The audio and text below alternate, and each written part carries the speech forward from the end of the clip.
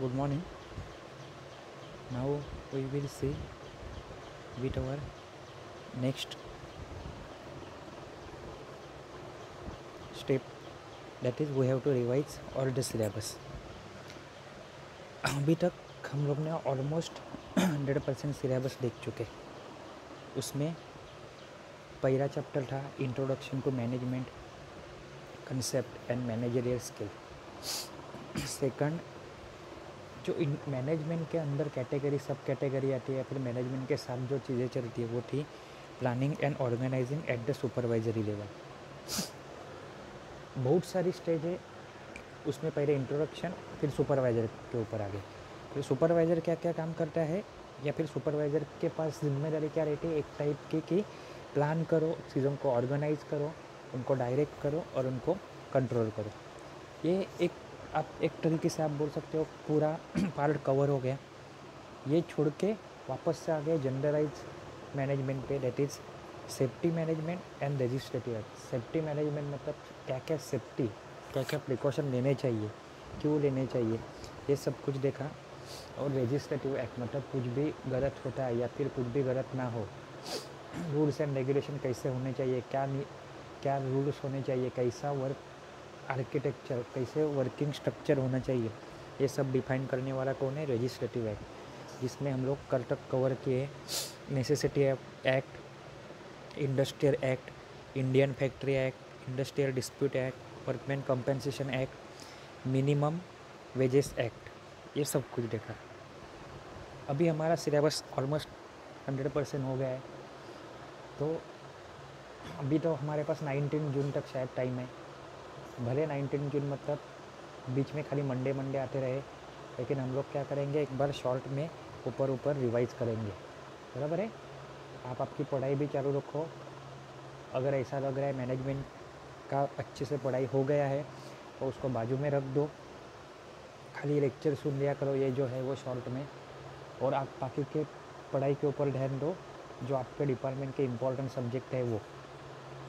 बराबर है। अभी सबसे पहले चैप्टर में क्या था, इंट्रोडक्शन टू मैनेजमेंट, कि मैनेजमेंट क्या है, कैसे है, ये इसमें हम लोग ने इंट्रोड्यूस किया था। उसमें सबसे पहले देखी थी डेफिनेशन। डेफिनेशन मतलब मैनेजमेंट की डेफिनेशन क्या है। डेफिनेशन कितने लोगों ने बोली, डेफिनेशन अलग अलग लोगों ने बोली। आपको वापस से बोलता हूँ कि ये मैनेजमेंट स्टडी वेस्टर्न टाइप के या फिर लैटिन वर्ड, ऐसे बहुत सारे वर्ड आएंगे जो आपको एग्ज़ाम में कन्फ्यूजन टाइप क्वेश्चन पूछा जाएगा कि मैनेजमेंट ये मीनिंग क्या है, इसका मीनिंग क्या होता है, जो आपको रियल लाइफ वर्ड नहीं है। बराबर है। अभी पहले ही लाइन जो आपको बुक में या फिर आपको पहले पेज पे थी वो क्या थी, the word management is derived from a Latin word manus, MANUS, means a driver controlling a team of a horse. जो घोड़े रहते हैं उनकी टीम को कंट्रोल करने वाला रहता है।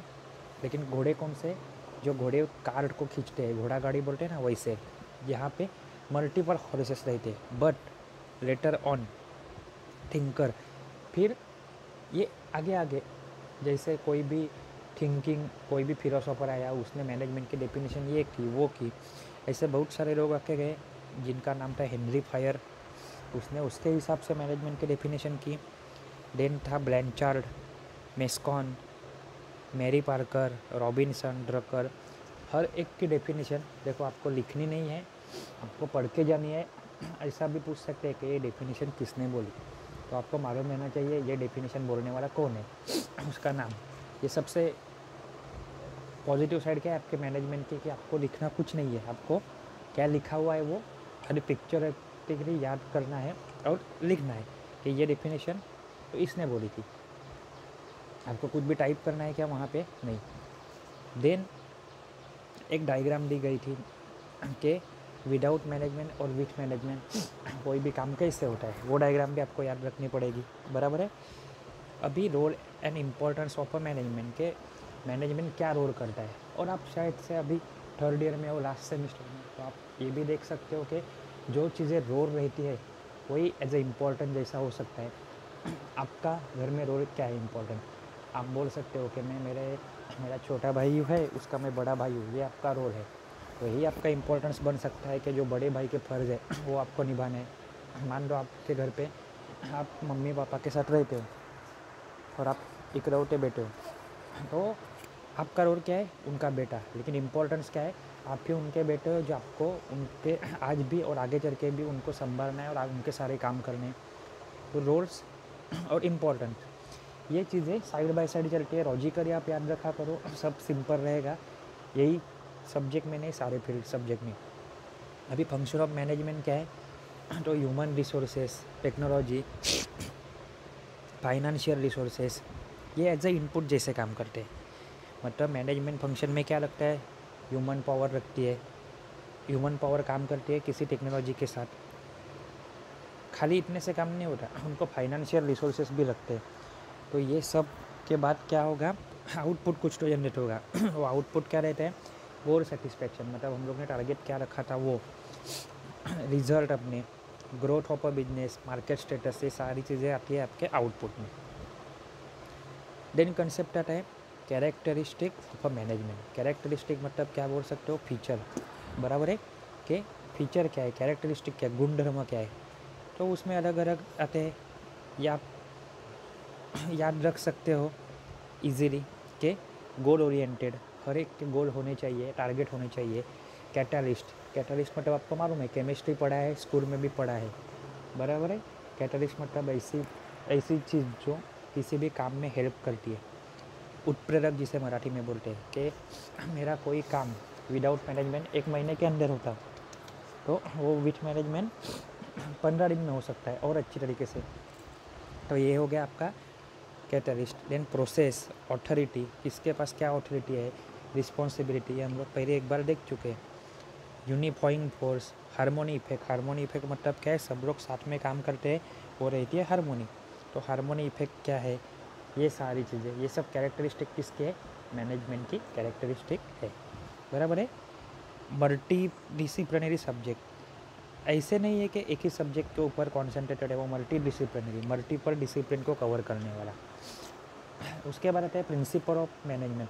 कंफ्यूज नहीं होना है आपको, मैं भी बोलता हूँ एग्ज़ाम तक हर एक हफ्ते में एक चैप्टर पढ़ो। क्या है हिसाब में बोल रहा हूँ? हर एक हफ्ते में एक चैप्टर पढ़ो।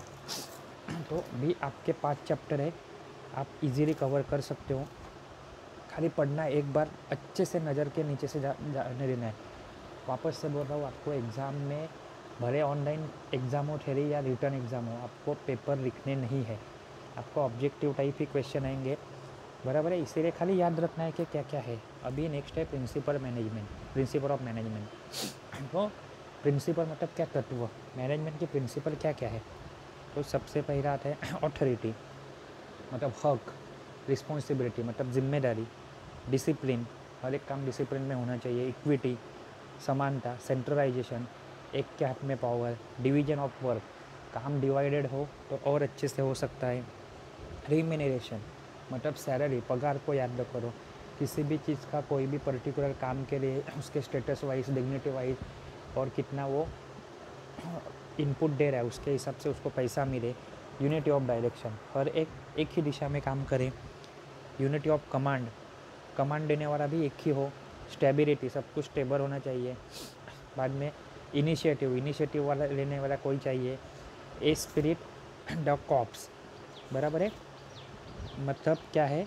तो आपका टीम वर्क, ये वर्ड भी आएगा वापस, जैसे मैं पहले बोला कि आपको लैटिन वर्ड, इंग्लिश वर्ड दिए जाएंगे, उसका English meaning, proper English meaning. तो ये स्पिरिट द कॉप्स, जब से मैं मैनेजमेंट पढ़ा रहा हूँ या फिर ऑनलाइन एग्ज़ाम में मैं ही रहता हूँ, तब से ये क्वेश्चन रिपीट रहता ही है हर एक एग्ज़ाम में, भले केटी एग्ज़ाम रहे या फ्रेश रेगुलर एग्ज़ाम रहे, बराबर है। जी स्कीम रहे या आई स्कीम रहे। उसके बाद लेवल ऑफ मैनेजमेंट है अलग अलग, कि मैनेजमेंट कौन से लेवल से काम करता है। टॉप लेवल मैनेजमेंट, तो वहाँ पे पर्सन कम रहते हैं लेकिन डिसीजन पावर ज़्यादा रहता है। वो एक्चुअल काम में इन्वॉल्व होते हैं क्या नहीं, काम कैसे करके लेना है, क्या करवाना है, ऑब्जेक्ट डिसाइड करना, ये सब कुछ कौन डिसाइड करता है? Top management. उसके अंडर कौन आता है? Board of director, chief executive officer, chairman, MD and all that, उनके काम ये याद रखने पड़ेंगे, लिखने के हिसाब से नहीं, लॉजिकली याद रखने हैं, बराबर है। मिडल मैनेजमेंट क्या करती है, डुआ कर, मिडल मतलब बीच वाला, वो डुआ जैसे काम करती है, किसके बीच में, टॉप लेवल मैनेजमेंट जो डिसाइड करता है वो करके रहना, किससे करके रहना, सबसे लोअर लेवल मैनेजमेंट में। लोअर लेवल मैनेजमेंट कौन है, ऑपरेशनल, मतलब एक्चुअल काम करने वाली, एक्चुअल काम करवा के रहने वाला कौन है, तो मिडल लेवल मैनेजमेंट। और काम कैसे करवाना है, क्या करवाना है, टारगेट क्या सेट करना है, कब तक करना है, ये बड़े बड़े डिसीजन लेने वाली कौन है, टॉप मैनेजमेंट। वो एक पिरामिड जैसी डायग्राम थी, बराबर है। आप चाहिए तो देख सकते हो पीछे के आपके लेक्चर में, या इमेजेस सेव करके रखे होगी तो, कि टॉप लेवल मैनेजमेंट उसी को बोलते हैं स्ट्रेटेजी मतलब दूरदर्शी पना, जैसे दूर का सोच के कुछ तो करते हैं वो। Then middle level management, that is the technical level, and third is the lower level management, that is the operational level, सबसे लास्ट में काम करती है वो। तो इन सब की कैरेक्टरिस्टिक, फंक्शन, उनमें कौन होता है, ये आपको याद रखना पड़ेगा एक अंदाज से, बराबर है। उसके बाद था आपका मैनेजमेंट, एडमिनिस्ट्रेशन एंड ऑर्गेनाइजेशन, उनकी डेफिनेशन देखनी है। मैनेजमेंट क्या है, overall execution of a task, ये ऐसी मैनेजमेंट में डेफिनेशन दी गई है एडमिनिस्ट्रेशन की। मैनेजमेंट क्या है, it is the process of plan, organise, read, सारी चीज़ों को साथ में करना। और ऑर्गेनाइज करना मतलब क्या है, जो चीज़ को प्लान किया गया है उसको करवा के लेना। ऑर्गेनाइजेशन के अंदर भी वापस से अलग अलग चीज़ें आ गई, बराबर है। फिर आपको कन्फ्यूजिंग क्वेश्चन भी पूछा जा सकता है, मैनेजमेंट और ऑर्गेनाइजेशन में सबसेट कौन है, तो आप ऐसा बोल सकते हो कि ऑर्गेनाइजेशन बहुत बड़ी रहती है, ऑर्गेनाइजेशन में 10 टाइप के मैनेजमेंट रह सकती है, समझा। Organization in the bigger class और bigger group, and its subset is the management.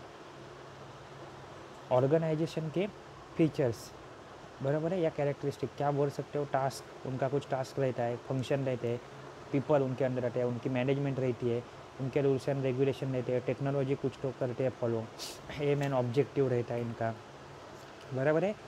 Structure, department, ये सारी चीज़ें किसके अंदर आती है, तो ऑर्गेनाइजेशन के फीचर, बराबर है। आज के लिए बस इतना ही, क्योंकि हमारा रिवीजन लेक्चर है, ऐसा करके हम लोग धीरे धीरे एक एक चैप्टर कवर करेंगे, आप वो भी समझा करो। और जैसे जैसे टाइम मिलेगा वैसे पर वीक आपको कितने लेक्चर, कितने चैप्टर करने हैं, मैं बोला कि पहले पर वीक एक चैप्टर करो, तो 5 वीक में 5 चैप्टर आपके हो जाएंगे, जो आपको बहुत ही फायदे के रहेंगे। अच्छे से पढ़ो, जो आपको कंटेंट भेजा है MSBT का वो भी पढ़ो, उसमें सारी चीज़ें कवर हो जाएगी। कुछ भी डाउट रहेगा तो कभी भी पूछ सकते हो। Thank you.